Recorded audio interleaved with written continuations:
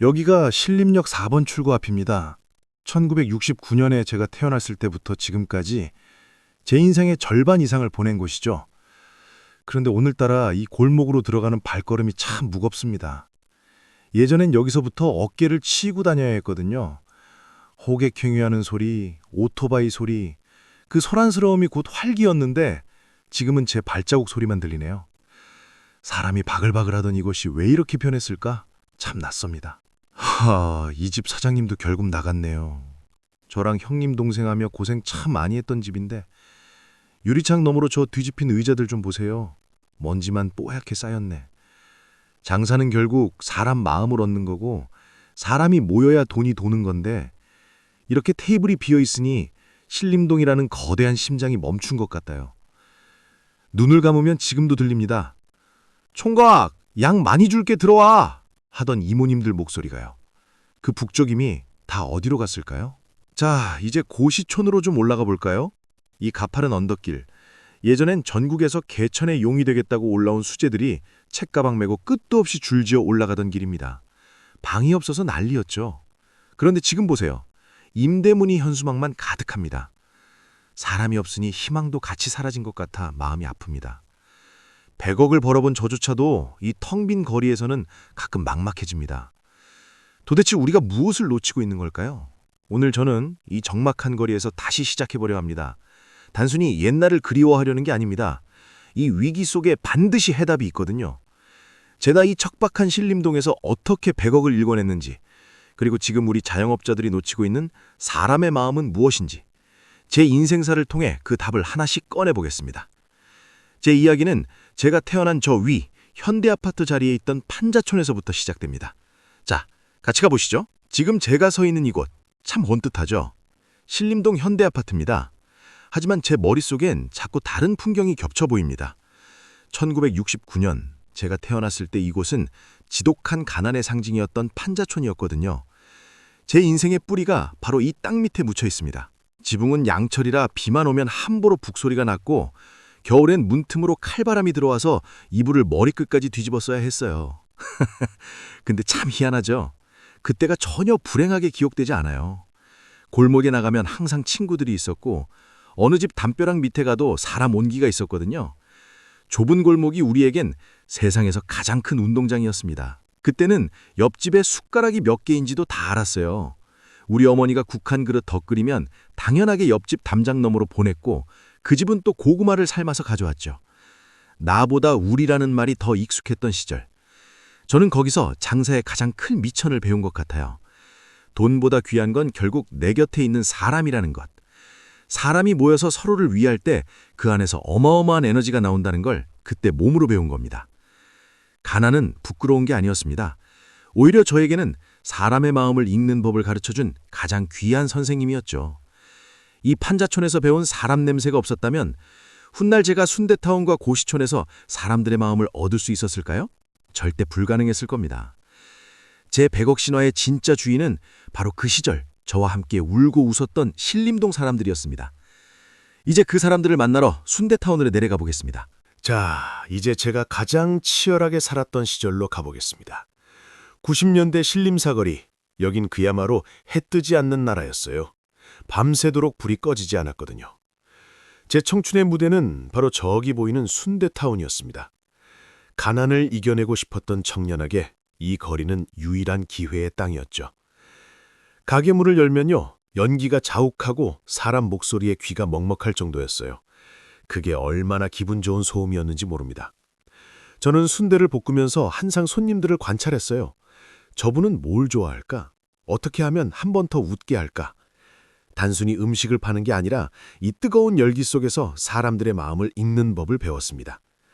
사람이 모이는 곳에는 반드시 에너지가 있고 그 에너지가 곧 돈이다 라는 걸 여기서 뼛속까지 새겼죠. 남들보다 1시간 일찍 나오고 1시간 늦게 들어가는 건 기본이었어요. 주방 보조부터 바닥 청소까지 제 손이 안 닿은 곳이 없었습니다. 주위 사람들은 야, 알바생이 왜 그렇게까지 하냐고 했지만 제 생각은 달랐어요. 이 가게가 내 가게라고 생각하면 하나도 힘들지 않았거든요. 그 지독한 성실함이 결국 주인의 마음을 움직였고 제 인생을 바꿀 거대한 기회를 불러오게 됩니다. 지금 신림사거리를 보면 그때 그 열기가 가끔 그리워집니다. 물론 세상은 변했죠. 하지만 제가 이때 배운 한 가지는 절대 변하지 않았습니다. 성실함은 배신하지 않고 그 성실함의 끝에는 항상 사람이 기다리고 있다는 사실입니다. 이제 제가 어떻게 알바생에서 사장이 되었는지 그 드라마틱한 전환점으로 가보겠습니다. 따라오시죠. 성실함 하나로 버티던 저에게 청천벽력 같은 소식이 들렸습니다. 평생을 일궈오신 사장님이 갑자기 쓰러지신 거죠. 가게 문은 듣게 닫혔고 제가 꿈을 키우던 그 뜨거웠던 공간이 순식간에 차가운 정막으로 변했습니다. 내 인생도 여기서 끝인가 싶은 공포가 밀려오더군요. 하지만 그때 제 안에서 무언가 꿈틀거렸습니다.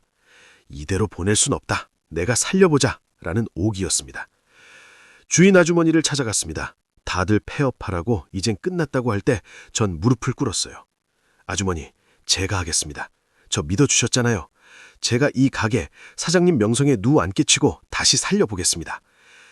그때 제 눈에 눈물이 맺혔던 것 같아요.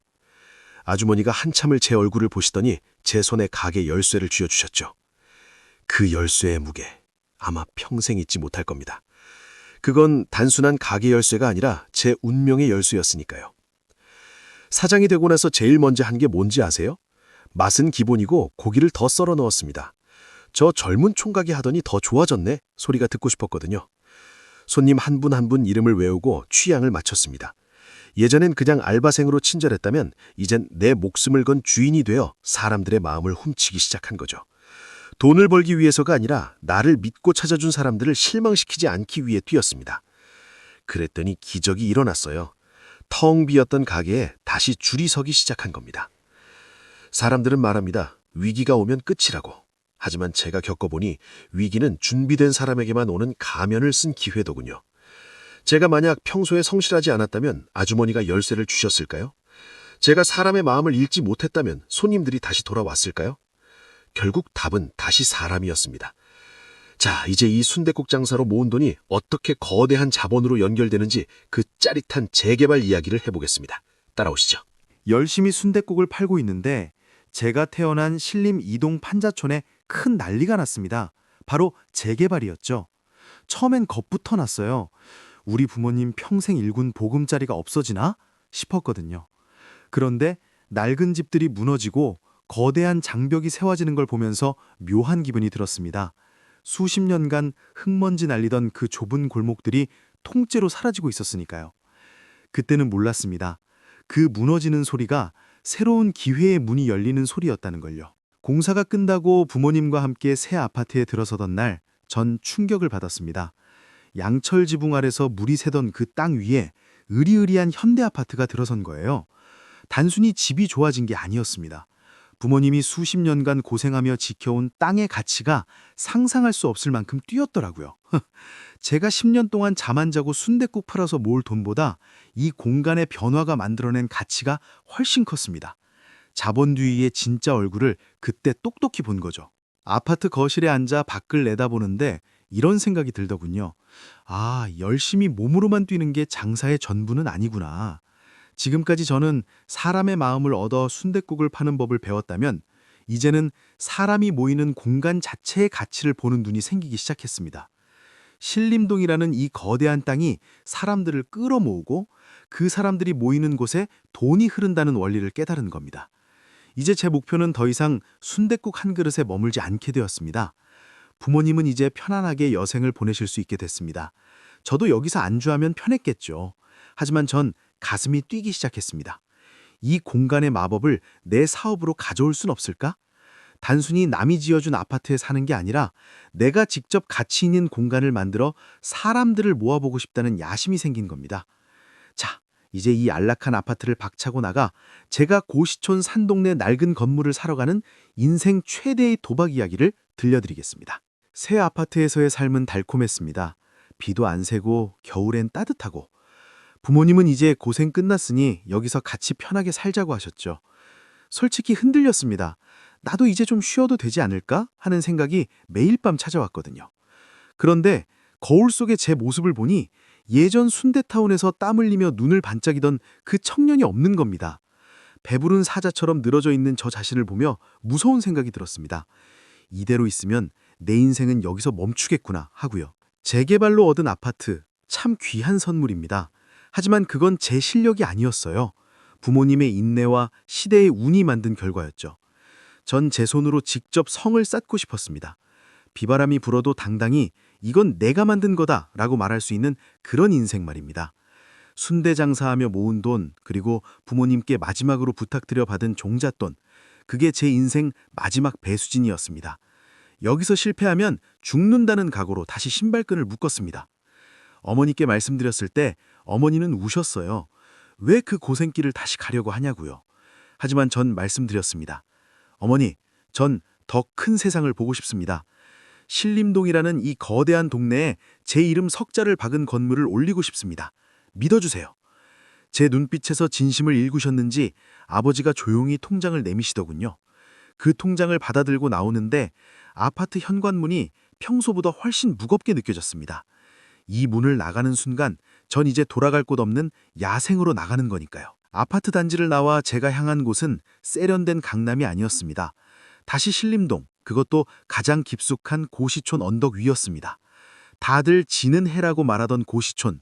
하지만 제 눈엔 그 좁은 방들 속에 갇힌 수만 명의 사람이 보였습니다. 그래, 저 사람들에게 최고의 공간을 선물하고 내 인생을 걸어보자. 100억 신화의 진짜 승부수는 바로 그 언덕 위에서 시작됐습니다. 자, 이제 제가 그 낡은 산동네 건물을 보고 어떤 미친 생각을 했는지 보여드리죠. 제가 고시촌 산동네에 낡은 건물을 사겠다고 하니 주변에선 다 미쳤다고 했어요. 거긴 경사가 너무 심해서 건축비가 2배로 든다. 길이 좁아서 차도 못 들어간다면서 도시락 싸들고 말리러 오는 사람도 있었습니다. 하지만 제 생각은 달랐어요. 남들이 경사라는 단점만 보고 있을 때 전 그 언덕 위가 갖는 독보적인 희소성을 봤습니다. 모두가 똑같은 곳만 바라볼 때 고개를 돌려 아무도 보지 않는 구석을 뒤지는 것. 그게 제 투자의 첫 번째 원칙이었습니다. 드디어 운명의 건물을 만났습니다. 겉보기엔 정말 볼품없는 낡은 집이었죠. 그런데 건물 뒤편으로 돌아가 보니 기적이 숨어 있었습니다. 산동네라 당연히 경사일 줄 알았는데 건물 뒤로 어마어마하게 넓은 평지 마당이 숨겨져 있는 거예요. 흥분하며 이건 하늘이 주신 선물 같았습니다. 이 평지만 잘 활용하면 고시생들이 답답한 방을 나와 숨을 쉴 수 있는 최고의 정원을 만들 수 있겠다는 확신이 들었습니다.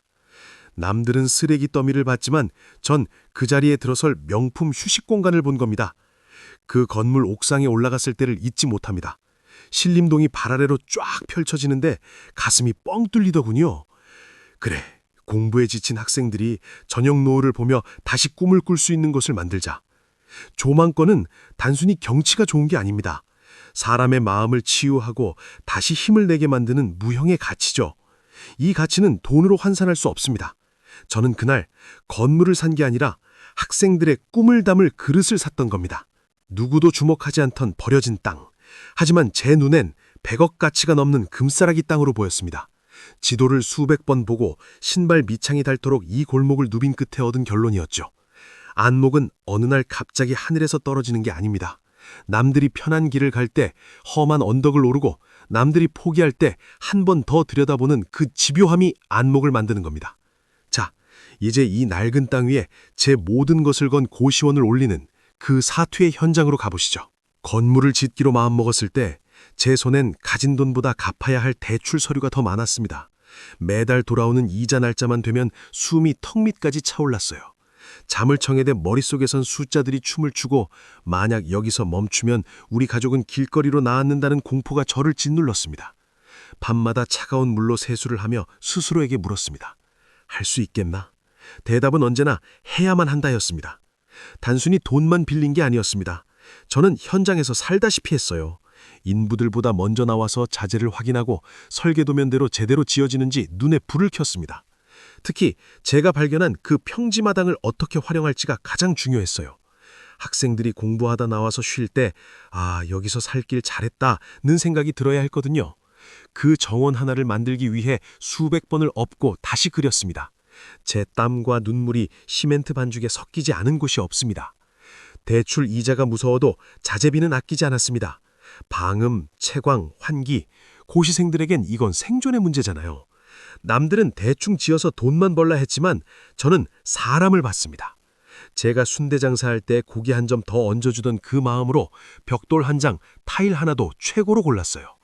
돈을 쫓으면 돈이 도망가지만 사람의 만족을 쫓으면 돈은 줄을 선다는 걸 저는 믿었습니다. 그 확신 하나로 벼랑 끝에서 버틴 겁니다. 골조가 올라가고 건물의 흉태가 보이기 시작하던 날, 전 옥상에 올라가 펑펑 울었습니다. 이 가파른 언덕길을 남들은 저평가했지만 전 제 안목과 성실함으로 기적을 일궈냈으니까요. 이제 이 건물은 단순한 고시원이 아닙니다. 누군가의 인생을 바꿀 합격의 터전이자 제 100억 신화의 상징이 될 겁니다. 자, 이제 이 꿈의 성에 서울대생들이 줄을 서기 시작한 그 전설 같은 성공의 현장으로 가보시죠. 드디어 문을 열었습니다. 그런데 기적이 일어났어요. 광고를 크게 낸 것도 아닌데 서울대생들 사이에서 그 산동네 언덕 위에 진짜 공부 잘 되는 명당이 생겼다는 소문이 삽시간에 퍼진 겁니다. 오픈 첫날부터 학생들이 줄을 서기 시작하는데 제가 순대 장사할 때 줄 세우던 거랑은 또 다른 소름이 돋더군요. 방이 없어서 미안하다고 돌려보낼 때 그 짜릿하면서도 미안한 마음, 그게 바로 제 안목이 틀리지 않았다는 첫 번째 증거였습니다. 학생들이 그러더군요. 사장님, 여기 마당에서 산 아래를 내려다보면 답답했던 가슴이 뚫려서 공부가 더 잘 돼요. 라고요. 제가 그 낡은 건물을 살 때 봤던 그 평지 마당과 조망권이 드디어 빛을 발한 겁니다. 저는 학생들에게 단순히 방을 빌려준 게 아닙니다. 그들의 불안한 청춘을 안아줄 공간을 판 거죠. 학생들이 만족하니까 방값이 비싸도 줄을 서고 한 번 들어오면 나갈 생각을 안 해요. 결국 장사는 사람의 결핍을 채워주는 거라는 걸 다시 한번 확신했습니다. 방이 꽉 차고 월세가 들어오고 무엇보다 제가 산 땅값이 무섭게 치솟기 시작했습니다. 사람들은 제가 운이 좋아서 100억 자산가가 됐다고 말하죠. 하지만 이 숫자는 제가 흘린 땀과 사람에 대한 진심이 만들어낸 결과물일 뿐입니다. 합격해서 나가는 학생들이 제 손을 접고 덕분에 합격했습니다 라고 할 때 저는 이미 100억보다 더 큰 가치를 얻었습니다. 돈은 사람을 따라오게 돼 있다는 제 철학이 완성된 순간이었습니다. 알바생으로 시작해 드디어 제 건물을 가진 사장이 됐습니다. 신림동이라는 거대한 바다에서 저는 이제 조그만 대가 아니라 당당한 함장이 된 거죠. 하지만 저는 여기서 멈추지 않았습니다. 성공의 정점에 서서 다시 아래를 내려다보니 예전에 저처럼 치열하게 살아가는 사람들의 모습이 다시 보이더군요. 자, 이제 이 화려한 성공을 뒤로하고 왜 제가 다시 2026년의 적막한 신림동 거리를 걱정하며 걷고 있는지 마지막 이야기를 시작해 보겠습니다.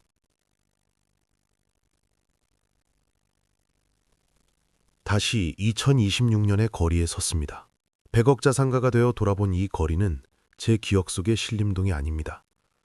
발 디딜 틈 없던 순대타운 골목에선 제 발소리가 울릴 정도로 적막하고 밤새 불이 꺼지지 않던 고시촌은 차가운 기운만 감돕니다. 단순히 경기가 안 좋아서일까요? 아니면 우리가 무언가 아주 큰 걸 놓치고 있는 걸까요? 이 거리를 평생 지켜본 사람으로서 지금의 고요함이 폭풍 전야처럼 무섭게 느껴집니다. 예전엔 그랬죠. 목 좋고 양 많이 주면 장사는 된다고요. 저도 그렇게 돈을 벌었습니다. 하지만 지금 보세요. 텅 빈 식당들을 보면 그 공식이 깨졌다는 걸 알 수 있습니다. 사람들의 마음이 떠났어요. 이제 사람들은 단순히 배를 채우러 오지 않습니다. 가성비만 따지는 시대도 지났어요. 그런데 우리 자영업자들은 아직도 90년대, 2000년대 방식에 머물러 있습니다. 변화를 읽지 못하는 성실함은 때론 독이 될 수도 있다는 걸 저는 이 빈 거리를 보며 뼈아프게 느낍니다. 고시원도 마찬가지입니다. 이제 학생들은 좁은 방에서 사법고시만 공부하지 않아요. 각자의 취향이 있고 공간에 대한 요구가 까다로워졌습니다. 그런데 우리는 여전히 예전처럼 칸막이만 쳐놓고 손님을 기다립니다. 사람들이 신림동을 찾지 않는 게 아니라 신림동이 사람들에게 줄 매력을 잃어버린 겁니다. 100억을 벌어본 제가 단언컨대 지금 이 위기를 돌파하려면 우리는 완전히 다른 눈을 가져야 합니다.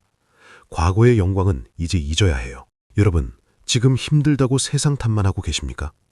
저도 이 거리가 무너지는 걸 보며 잠을 못 이룹니다.